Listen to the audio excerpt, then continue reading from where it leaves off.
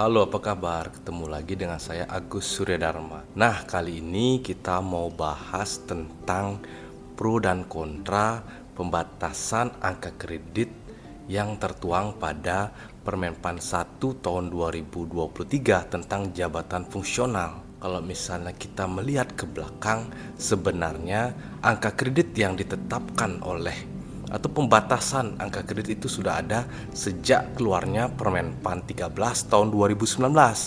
Di sanalah pertama kali muncul yang namanya angka kredit minimal dan angka kredit maksimal.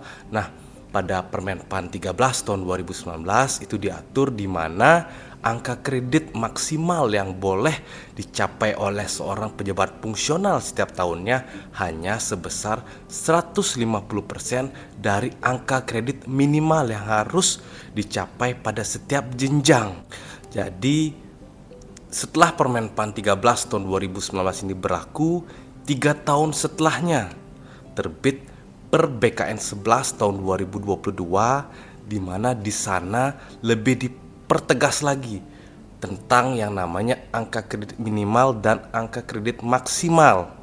Nah, tentu saja dengan adanya pembatasan angka kredit pada seorang pejabat fungsional, ini tentunya akan membuat adanya perspektif berbeda-beda. Satu kubu atau satu sisi pasti mengatakan setuju dengan penerapan sistem ini. Namun di sisi lain atau di kubu lain tidak menyetujui atau mungkin agak kurang dengan kebijakan ini. Tentu saja pada kesempatan ini saya ingin berada di tengah-tengah. Tidak mau di kubu sebelah atau di kubu sebelahnya lagi. Saya akan mencoba membahas dengan perspektif yang netral. Seperti apa? Nah, seperti yang kita ketahui bersama, dengan munculnya Permenpan 1 tahun 2022 itu membuat seorang pejabat fungsional tidak lagi bisa mengumpulkan angka kredit sebesar-besarnya pada tahun berjalan. Kalau kita ketahui bersama dulu itu ada kebijakan atau peraturan yang mengamanatkan bahwa seorang pejabat fungsional bisa naik jabatan 1 tahun sekali paling cepat dan naik pangkat itu 2 tahun sekali. Nah, dengan adanya pembatasan angka kredit seperti yang saya jelaskan tadi di depan dan keluar kebijakan baru yaitu Permenpan 1 tahun 2023 di mana adanya konversi angka kredit dari predikat kinerja yang ada di SKP menjadi angka kredit, tentu saja angka kredit yang dapat dicapai atau dikumpulkan seorang pejabat fungsional setiap tahunnya itu terbatas. Tidak bisa lagi naik pangkat atau naik jabatan seperti dulu. Jadi hal inilah yang membuat terjadinya perspektif-perspektif tersebut. Mungkin kita mulai pada perspektif yang pro atau sangat menyetujui dengan adanya Permenpan 1 tahun 2023 ini. Jadi mungkin kita tidak boleh menyalahkan kenapa dia sampai dengan setuju. Kita harus melihat juga banyak alasan-alasan yang melatar belakangi Permenpan ini sangat ditunggu atau diidam-idamkan oleh seorang PNS. Mungkin yang pertama, dia kesulitan untuk mencari tim penilai atau mungkin di tempat instansinya dia tidak terdapat tim penilai sesuai dengan jabatan fungsionalnya, sehingga dia akan kesulitan untuk mencari tim penilai terdekat yang ada di tempat dia bekerja. Nah, selain itu mungkin saat dia mengajukan, waktu yang dia capai untuk sampai dengan Pak itu keluar mungkin terlalu lama karena mungkin tim penilai tersebut sudah terlalu banyak menilai PNS sehingga kenaikan jabatan atau kenaikan pangkatnya bisa terhambat. Poin yang kedua mungkin karena tidak adanya waktu atau tidak memiliki waktu karena terlalu padatnya kegiatan yang dilakukan di tempatnya kerja. Kita tidak boleh menjudge orang. Jadi saya saja bisa kok mengumpulkan dupa dengan mudah, kita tidak bisa menjudge itu. Jadi tentu saja pekerjaan orang di tempat dia bekerja pasti berbeda-beda volume ataupun beban kerjanya.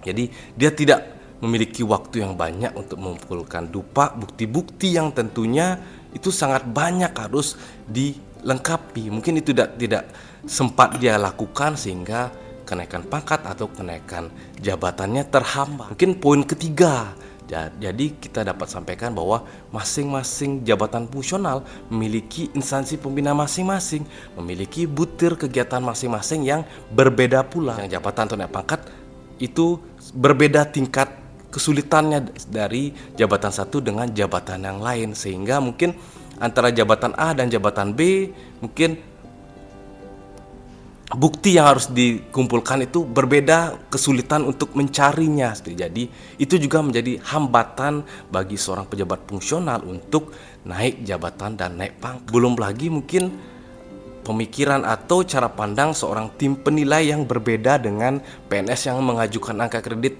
terkait dengan butir kegiatan yang disampaikan. Mungkin saja terdapat pemahaman atau pembacaan terhadap aturan yang berbeda, sehingga menurut PNS yang mengajukan itu sudah benar, belum tentu tim penilai membenarkan bukti yang dia kirim seperti itu.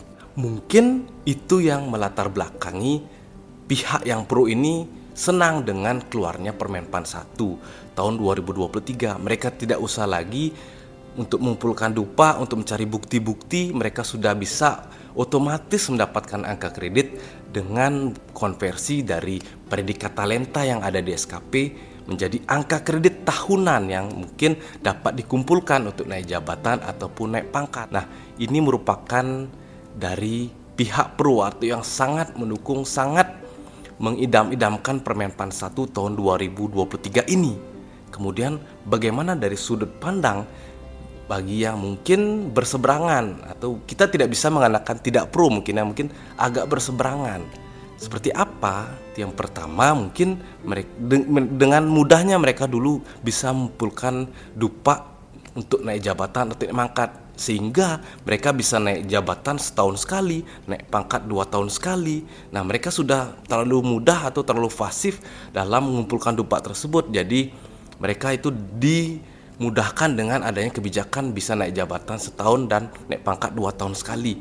Itu mereka dengan kebijakan yang dulu mereka mungkin bisa dengan cepat karirnya naik jabatan, naik pangkat dengan cepat dilaksanakan. Nah, dengan adanya pembatasan ini, tentu saja yang dulu biasanya naik jabatan setahun sekali, kan dengan adanya angka kredit yang sudah ditentukan setiap tahun, tentunya agak sedikit terhambat dengan cara mereka dulu mengumpulkan dupa dengan butir-butir kegiatan. Tentu saja ada saja pihak-pihak yang pasti, wah, dengan keluarnya permen ini seberapa banyak pun kerjaan kita sama saja hasil yang saya dapatkan seperti itu. Jadi mungkin bisa saja, ini saya hanya perspektif yang kami bisa katakan, bisa saja aduh sama saja nih pekerjaan yang saya lakukan, toh juga angka kredit yang saya dapatkan setiap tahunnya segini. Jadi ya sudah, banyak atau sedikit pekerjaan saya lakukan, ya mentoknya di sini, naik pangkatnya ya 4 tahun sekali juga seperti itu. Mungkin ada juga pemikiran-pemikiran seperti itu. Banyak pasti yang juga berkata tidak ada masalah kok, tidak ada kesulitan kok dalam mengumpulkan dupa dengan butir-butir kegiatan. Selama kamu mau berusaha, pasti seperti itu perkataannya. Namun seperti yang saya sampaikan di depan tadi, kita tidak bisa menyamaratakan semua jabatan fungsional dengan butir kegiatan yang berbeda. Instansi pembina saja sudah berbeda, tentu saja kebijakannya pasti berbeda-beda. Nah, terlepas dari adanya pro dan kontra dengan keluarnya Permenpan yang baru dengan sistem angka kredit yang baru, tentu saja kita harus tetap menyambut kebijakan angka kredit yang baru ini. Kita harus tetap melaksanakan dengan baik, kita harus tetap juga menghormati, tidak juga serta-merta menurunkan semangat kerja kita. Kita harus memandang secara positif keluarnya Permenpan baru ini. Jadi bagi yang dulu mungkin kesulitan untuk naik jabatan, naik pangkat karena tidak bisa mengumpulkan dupa, dengan adanya Permenpan ini, angka kredit itu secara otomatis dapat dikonversi dari SKP, dari predikat talenta. Nah, bagi juga yang dulu sudah terlalu mudah atau sudah sangat pandai dalam membuat dupa dari butir kegiatan, dengan keluarnya ini juga mungkin terbatas atau terjadi perubahan dalam pengembangan karir naik jabatan, naik pangkat, juga harus secara legowo, secara lapang dada menerima kebijakan baru ini. Marilah kita laksanakan apapun kebijakan yang dibuat, karena tentu saja pasti ada hal-hal positif yang dapat kita petik dari kebijakan tersebut. Nah, mungkin dari apa yang saya sampaikan tadi pasti menimbulkan ada yang setuju, ada yang tidak setuju. Tentu saja ini kembali lagi pada masing-masing individu menyikapi seperti apa. Yang pasti menurut hemat kami, apapun aturan yang dikeluarkan, kita harus tetap semangat, kita harus tetap mengabdi, karena memang sebagai seorang PNS, tujuan dari seorang PNS adalah mengabdi kepada negara. Tetap semangat, semoga selalu diberikan kesehatan. Salam.